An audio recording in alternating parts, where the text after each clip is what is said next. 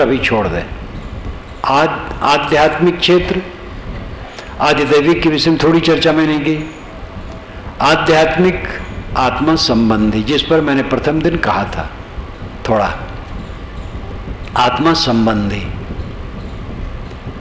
आदिदैविक बोध हो जाने से भटकना बंद हो जाता है और आध्यात्मिक समाधान हो जाने से क्लेश समाप्त हो जाता है। क्लेश कौन देता है? अहंकार। हमें क्लेश देने वाला कौन है? हमारा अहंकार, हमारी अहंता, ममता हमें रुला रही। हम जानबूझ करके विष पी रहे हैं। खंभे से टकराते हैं, फिर टकराते, फिर टकराते, फिर टकराते हैं। शराब पीने वाला क्या करता है? रोज शराब पीता है, रोज नाले में गिरता है। और आदमी समझदार है, पढ़ा लिखा है, अहंकार की गांठ छोड़ता नहीं, तोड़ता नहीं। अहंकार के नाते हम जल रहे हैं। सारा दुख अहंकार में है। साधना है अहंकार का विसर्जन। हंता मां सब ही पड़े, हंता देखे साध, हंता ते न्यारा रहे, गुरुमुख दृष्टि आबाद। सारा संसार अहंकार में पड़ा है। जो अपने अहंकार को देखे और निकाले वो साधु है। कोई भी हो, स्त्री हो, पुरुष हो, गृहस्थ हो, विरक्त हो, जो अपने अहंकार को देखे और निकाले वो साधु है। वही दुख से मुक्त होगा। सारा अहंकार झूठ है। किसका संबंध हमारा है? किस चीज का अहंकार है? कौन सी वस्तु मेरी है? दुनिया का एक कण भी जीव का नहीं है। जीव अकेला है, बीच में आ गया है। परिचित बहुत लोग हो गए हैं और जितना परिचय हुआ, बहुत से परिचय समाप्त हो गए। बचपन से हमारे परिचित सैकड़ों लोग चले गए। नए नए परिचय हुए और उनमें भी बहुत लुप्त हो गए। एक दिन विस्मृत के गर्त में सब डूब जाएगा। सारा परिचय झूठ हो जाएगा। ये कोई गूढ़ वस्तु नहीं है, सरल बात है, कोई भी समझ सकता है। हम समझना नहीं चाहते, अहंकार में पड़े।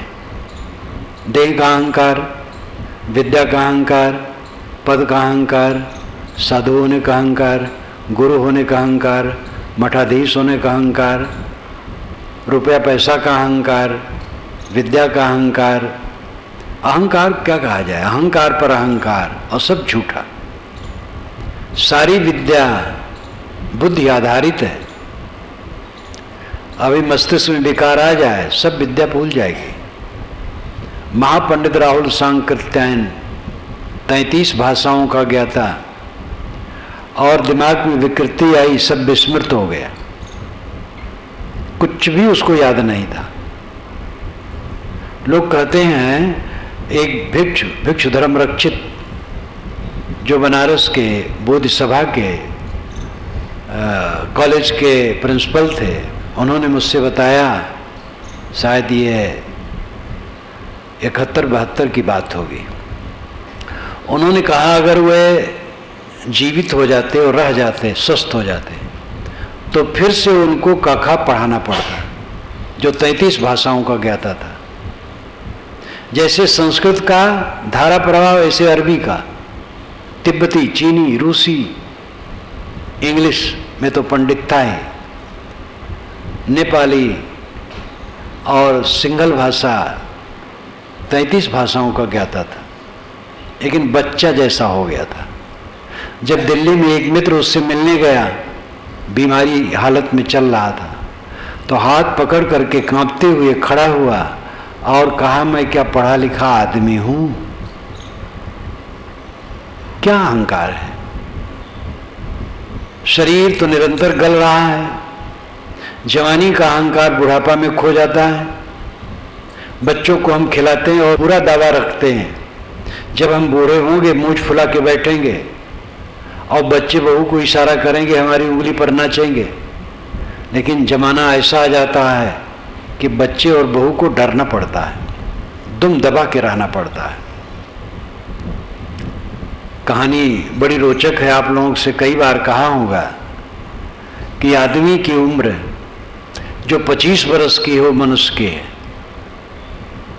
और 25 से 50 तक बैल की है, और 50 से 75 तक कुत्ते की है, और 75 से आगे उल्लू की है। 25 वर्ष तक मनुष्य की जिंदगी है। 25 वर्ष में संभाल ले तो पूरा जीवन मनुष्य का हो जाए। 25 से 50 तक बैल की है। पेरते रहो, बाल बच्चे सबको निभाना है, कमाओ, घर बनवाना है, शादी विवाह करना है, पता नहीं क्या क्या करना है। 50 वर्ष तक बैल की तरह पेरते रहो। 50 के बाद कुत्ते की तरह हो जाओ, पूंछ हिलाते रहो बहू बेटे के सामने, नहीं तो कुशल नहीं। जो गुमान था कि हम मूंछ फुला के बैठेंगे, इशारे पर बहू बेटे नाचेंगे, वो सब धोखा निकला। पहले ज़माने में तो थोड़ा हो जाता था, अब तो गुंजाइश नहीं है। पहले ज़माने में संयुक्त परिवार था और इतना धन नहीं था, इतनी विद्या नहीं थी, इतना अहंकार नहीं था तो सब कुछ सब समय, और माहौल ही कुछ बदल गया है। आजकल तो पढ़े लिखे लोगों में अगर वो विरक्त होना चाहे तो अपने आप विरक्ति है। लड़के बहू साथ में नहीं रहना चाहते हैं, लड़का रहना भी चाहे तो बहू नहीं चाहती है, तो लड़का परेशान, क्या करे, किसकी तरफ जाए। अंत में माता पिता अकेले हो जाते हैं। अकेले हो जाते अच्छा है, अपना कूट पीस करके खा लें। आज तो कूटना पीसना मशीन से हो जाता है, पका के खा लें। एक करोड़पति मुझसे मिले दिल्ली के पास एक शहर में, कहे महाराज जीवन में सुख नहीं मिला। 75 के रहे होंगे दोनों, उनके 2 लड़के थे, करोड़पति थे सब दोनों लड़के, अलग अलग बिल्डिंगें। कहे महाराज अलग बिल्डिंग में रहता हूँ, दोनों पका के खाता हूँ। लड़के तो चाहते हैं लेकिन बहुएं नहीं चाहती हैं, तो महाराज जीवन में सुख नहीं मिला। मैंने कहा सुख कहीं है ही नहीं तो आपको मिले कहाँ से? सुख नाम की वस्तु दुनिया में कहीं है? कपड़े हैं, बर्तन है, लोहा है, जहर है, मिट्टी पानी आग हवा है, हीरे सोने चांदी हैं, अन्न है, लेकिन सुख कहीं है? सुख कहीं है ही नहीं तो आपको मिले कैसे? कहे महाराज इस पर सोचा ही नहीं। मैंने कहा जीवन बीत गया 75 वर्ष तक और सुख के पीछे पड़े हैं, उस सुख का पता ही नहीं है कि नहीं है। कितना उल्टा है। तथागत बुद्ध ने मजाक उड़ाया है। भिक्षुओं, मैं जा रहा था और बांस पर बांस बांधते हुए एक व्यक्ति निशानी बना रहा था, 100 हाथ तक बना लिया था। मैंने कहा है कहाँ लगाओगे? उसने कहा है तो नहीं जानता हूँ लेकिन बना रहा हूँ। उन्होंने मजाक उड़ाया था ईश्वर पर। ईश्वर तक पहुँचने की बात, ईश्वर कहाँ है ये तो नहीं जानता हूँ, पहुँचने का प्रयास कर रहा हूँ। अरे पहुँचना नहीं, तुम पहुँचे हो ईश्वर में। ईश्वर आपसे अलग है ही नहीं, आपका अंतरात्मा परमात्मा है। ईश्वर चल के नहीं मिलता, रुक के मिलता है। चल करके भौतिक स्थान मिलता है, लौकिक स्थान मिलता है। पारमार्थिक स्थान, परमात्मा का स्थान रुक करके मिलता है। मन रुके बस परमात्मा मिल गया। परमात्मा आत्मा है। तो आदमी भाग रहा है बाहर, सुख खोजते खोजते दुख की खाई में गिरना। जवानी का अहंकार बुढ़ापा में चूर्ण होता है, लेकिन चूर्ण कहाँ होता है? खींच होती है। अहंकार मिटे तो बढ़िया, अहंकार मिटता नहीं है, फनफनाता रहता है। खींच होती, बहू पर खींच, बेटे पर खींच, नाती पोते पर खींच, अपने पर खींच। खींचते खींचते आदमी मर जाता है। सब अपना बनाया रोग है, किसी ने नहीं बनाया है। किसी अलग ईश्वर ने हमें दुख नहीं दिया है, किसी अलग देवता ने हमें दुख नहीं दिया है, किसी शैतान ने हमें दुख नहीं दिया है। हमने अपना दुख खुद बनाया है। अहंता ममता जोड़कर चारों तरफ, जहां हमारा अहंकार होगा वहीं चोट लगेगी, जहां हम सुख की कल्पना करेंगे वहीं से दुख आएगा। सीता जी और श्री राम दोनों स्वर्ण मृग में सुख की कल्पना किए और तुरंत ही दोनों को रोना पड़ा। सीता रावण के बस में पड़ी रोती रही और राम बन बन रोते रहे। इतने बड़े पुरुष असंभवे हेममहेश जंतोष तथापि रामो लुलुभे मृगाय प्रायः समा सन्न पराभवाणाम धियो विपर्यस ततरा भवन्ति। ये महाभारतकार कहते हैं सोने का मृग होना असंभव है, फिर भी सीताराम जैसे महापुरुष और देवी भटक जाएं। जो राम राज्य को तृण के समान त्याग दिए, वे सोने के मृग को नहीं समझ सके कि सोने के मृग नहीं होता है, भूल गए। लक्ष्मण ने जगाया तो भी नहीं जगे, तो फल हुआ रोना। तब लोग कहते हैं लीला करते हैं। पहले जब कथा लिखी गई राम कथा, तब एक राजपुरुष के रूप में एक महापुरुष, राजपुरुष, योग्य पुरुष, पुरुष सिंह, नरव्याघ्र, पुरुषोत्तम, ये सब शब्द कहा गया है। और फिर एक मनुष्य हैं तो रोते हैं धोते हैं, ये सब चलता है। अब कवियों ने ज्यादा रुलाया है, क्योंकि किसी की पत्नी खो जाए तो वह रो सकता है, रोना बुरा नहीं। आदमी से पूछ सकता है कि हमारी पत्नी इधर कहीं देखे हो, पेड़ पौधों से कैसे पूछेगा, जानवरों से कैसे पूछेगा। लेकिन वाल्मीकि रामायण में और गोस्वामी जी के रामायण में भी राम पेड़ पौधों और पशुओं से पूछते हैं, वो ऐसा कभी नहीं पूछ सकते। आपकी पत्नी खो जाए तो क्या आप जानवरों से पूछेंगे, वो पेड़ पौधों से पूछेंगे कहाँ गई है? तो आपसे कम अकल थी उनके पास, यही समझ लो। ये कवियों ने रुलाया है ज्यादा, श्रृंगार रस उत्पन्न करने के लिए मर्यादा विरुद्ध काम किया है। इतना रुला दिया तो फिर भी अब भक्ति बढ़ी पीछे। धीरे धीरे काव्य पर काव्य रामायण पर लिखे गए, बहुत काव्य लिखे गए। रामायण रहस्य पढ़ करके आप समझ सकते हैं कि कितनी रामायणें भारत और विदेश और यूरोप में बनी। तो ये सब बनते गए, तब भगवान माना गया। वाल्मीकि रामायण में श्री राम के लिए भगवान शब्द नहीं है, पूरे रामायण में नहीं, पीछे भगवान माना गया। अब बात आई कि वे रोते क्यों हैं, तो रोते हैं तो भगवान नहीं, और भगवान रोता नहीं, तब लीला करते, दिखावा करते, ये कहना पड़ा। और लीला और उलझा दिया। लीला क्यों? कोई लीला करे, एक ट्रेन निकाल देते अयोध्या से दक्षिणी भारत तक, ये लीला कर देते, सब लोग आते जाते, सड़क बनवा देते और कुछ कर देते, ये लीला कर दे। रोने की लीला क्यों किए? तो आदमी उलझ गया अवतारवाद को लेकर के, हर जगह लीला। कबीर की लीला जब कहना शुरू कर दिया गया तो हद हो गया।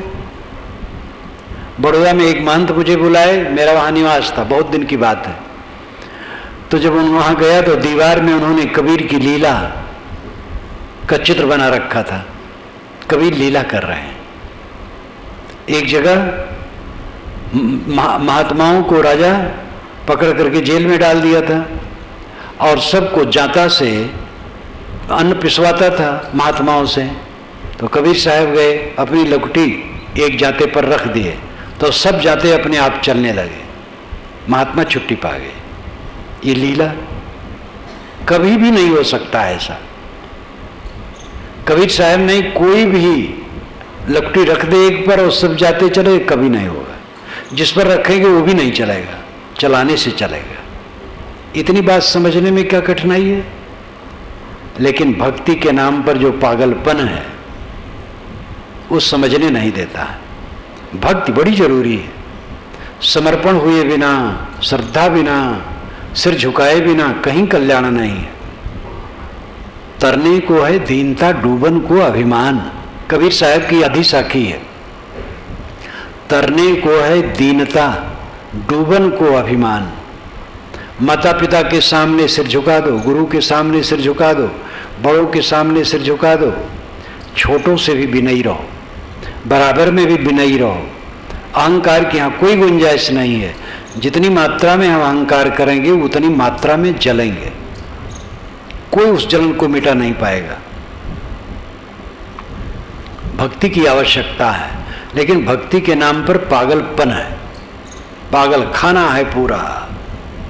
जिन महापुरुषों को जिसने पकड़ लिया है बस उनके पीछे वो पागल है, और महापुरुष ऐसा सोचे भी नहीं होंगे कि हमारे पीछे ये पागलपन शुरू होगा। सभी महापुरुष आदरणीय हैं। एक महापुरुष को जो पकड़ा और कुछ लोग पकड़े तो उनको सब सर्वे सर्वा सिद्ध करने के चक्कर में पड़ गए। सभी बड़े हैं, राम बड़े हैं, कृष्ण बड़े हैं, कबीर बड़े हैं, बुद्ध बड़े हैं, महावीर बड़े हैं, मोहम्मद ईसा बड़े हैं, दुनिया के सभी महापुरुष बड़े हैं, सब आदरणीय हैं, सब पूज्य हैं और सब मनुष्य हैं। और इनमें से कोई भी अप्राकृतिक काम नहीं कर सकता था, कोई भी चमत्कार नहीं दिखा सकता था। हम लोग जैसे ही वो काम किए उनमें श्रेष्ठता थी। बहुत काम ऐसा किए जो सामान्य व्यक्ति नहीं कर सकता है, उनकी योग्यता थी। आप में भी योग्यता है, आप में भी बढ़ जाए तो आप बड़े से बड़े काम कर सकते हैं। प्रतिभाएं आज भी कम बेस होती हैं।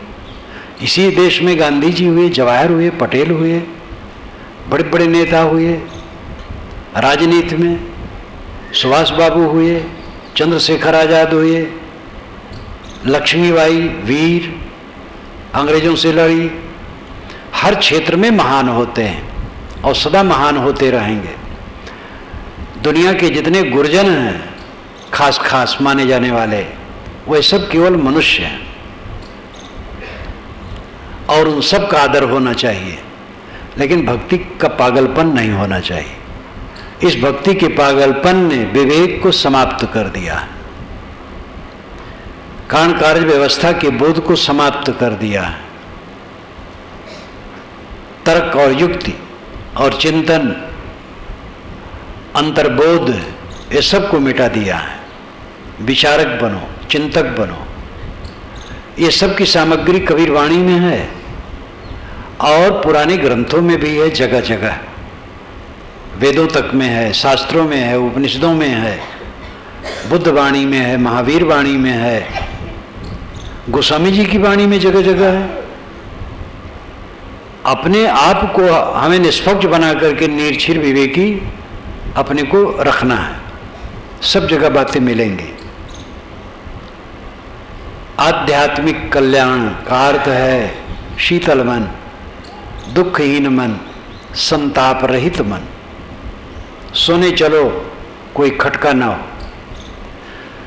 बिस्तर पर पड़ो, सो जाओ, नींद खुले, कोई मन में झटका नहीं, न राग, न द्वेष, न कला, न संताप। पेट भर जाएगा, तन ढक जाएगा, सोने की जगह मिल जाएगी, इतना काफी है। जो अपना कर्तव्य कर्म है वो करो और अपने को संभालो। अहंकार की आग में सारा संसार चल रहा है। गोस्वामी जी ने कहा, अहंकार की अग्नि में तहत सकल संसार, तैसे बाचे संत जन केवल शांति आधार। अहंकार की आग में सारा संसार चल रहा है, उससे संत जन बचते हैं केवल शांत के आधार में। संत कौन है? जो अहंकार की आग से बचे, कोई भी हो, गृहस्थ, विरक्त, स्त्री, पुरुष, वही संत है जो अहंकार के धोखा पट्टी को समझ ले। अहंकार हमारे मन का धोखा है, महाधोखा है। किसी वस्तु से हमारा नित्य संबंध नहीं है तो किस चीज का अहंकार? अहंकार सर्प है, अहंकार विष है, अहंकार घातक है। विचारें, विश्लेषण करें। शरीर मेरा स्वरूप नहीं है। ये हवा का फुसफुस जो चल रहा है अंदर में, फेफड़े से नाक तक, ये मेरा स्वरूप नहीं है। ये संकल्प विकल्प का समुच्चय मेरा स्वरूप नहीं है। ये बुद्धि का प्रकाश मेरा स्वरूप नहीं है। सुखानुभूत जो होती है वो मेरा स्वरूप नहीं है। अन्न में, प्राण में, मनो में, विज्ञान में, आनंद में, ये सारे कोश मेरे नहीं है। मैं तो शुद्ध चेतन हूँ, एकदम नंगा शुद्ध चेतन, उसमें कुछ भी नहीं है। अपने स्वरूप का स्मरण करो, अपने आत्मा का स्मरण करो, अपने अस्तित्व का स्मरण करो। मोटा मोटी ये देखो कि शरीर के पहले आज का हमारा क्या था, और जब ये शरीर नहीं रहेगा तो क्या रहेगा। ये बीच में शरीर चमक रहा है और बीच में शरीर संबंधी प्राणी पदार्थ परिस्थितियों का झमेला चल रहा है। शरीर खोया, सब गया।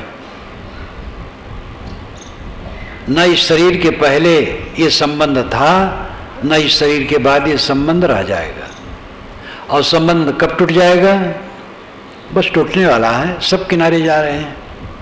ज्यों कोरी रेजा बुने, निरा आवे छोर, ऐसा लेखा काल का, दौड़ सके तो दौड़। साहब कहते हैं जुलाहा थान बुनता है, एक एक सूत भरनी का दाहिने बाएं से डालता है।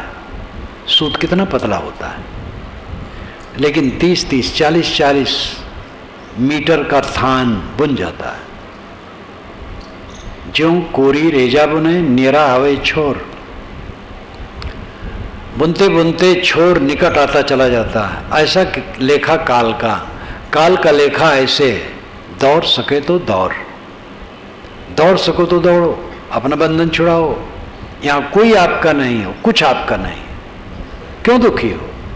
किसने क्या कह दिया? सब अब स्वतंत्र हैं, कोई कुछ कह सकता है, सब सह लो, अपना कुछ ऐसा न कहो। साधक वह है जो मन वाणी कर्म से किसी को दुख न दे, और दूसरे द्वारा अगर ऐसा मिले तो उसको सह ले, उसी का बेड़ा पार होगा। अपने अहंकार ममकार को मारे बिना किसी का कल्याण नहीं हो सकता है। आध्यात्मिक कल्याण, आत्मा का कल्याण, अपने आप का कल्याण। कल्याण का अर्थ क्या है? दुखी न होना, सब समय सुखी रहना। आपका इसमें जन्म सिद्ध अधिकार है सब समय सुखी रहने का। समझ गलत है। जिसको पकड़ना चाहिए नहीं पकड़े, जिसको नहीं पकड़ना चाहिए पकड़ लिए। धोखा हो गया जीवन में, धोखा हो गया, समझ जाओ, हट जाओ। रमई काका लखनऊ में अमीनाबाद पार्क में गए, बाजार में एक दुकान पर एक स्त्री का पुतला खड़ा था। कपड़े की दुकान पर पहरा था स्त्री का पुतला, खूब सुंदर। तो समझे कि कोई स्त्री भाई दुकान का मालिक है। तो रमई काका ने कहा, मैडम नमस्ते। तो लोग हंसने लगे, कहे रमई काका आप इतनी भी अकल नहीं, ये पुतला है। अरे कहे धोखा होएगा, धोखा होएगा। दूसरे दिन गए तो एक स्त्री खड़ी थी, सही स्त्री, वो समझी पुतला है। तो हाथ रख के कंधे पर उसने एक चाटा मारा